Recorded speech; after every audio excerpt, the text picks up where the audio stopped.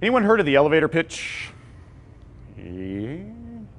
The average amount of time in a New York elevator is 118 seconds.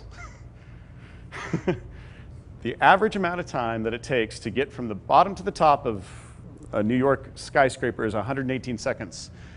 You have 8 seconds to hook them, and the rest of the time to sell them on whatever it is that you're selling them.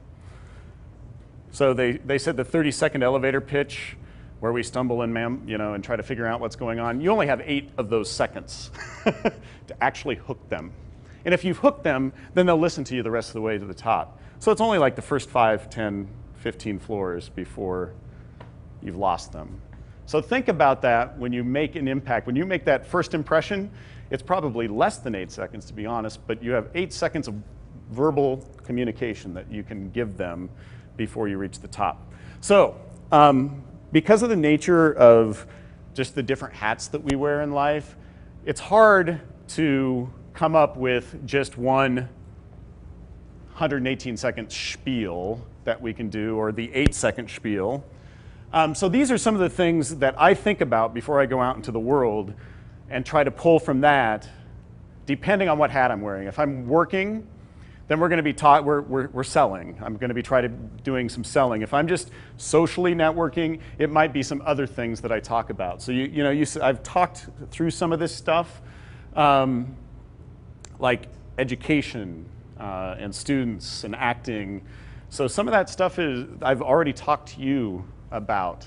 So rather than try to come up with the perfect 30-second elevator pitch, I challenge you to actually look at each networking opportunity as an individual and unique opportunity, and that you may need to have a specific story for that, depending on what you're trying to achieve, and you should have a goal for every networking event. Otherwise, they're just awkward moments where you're trying to carry a drink and shake hands and all of those types of things.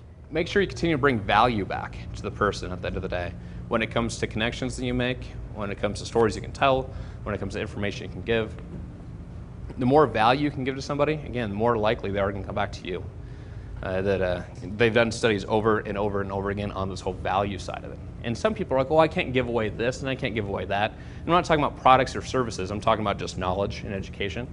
And a lot of times you can give away almost 80% of the things that you know and how to do it, and people still aren't going to have the gumption, the time, the resources, the whatever it may be to get it done. So they'll still come back to you again and again to get that type of stuff done. It's still important to brand yourself and who you are and what you do, especially knowing you'll have between 7 to 10 different jobs.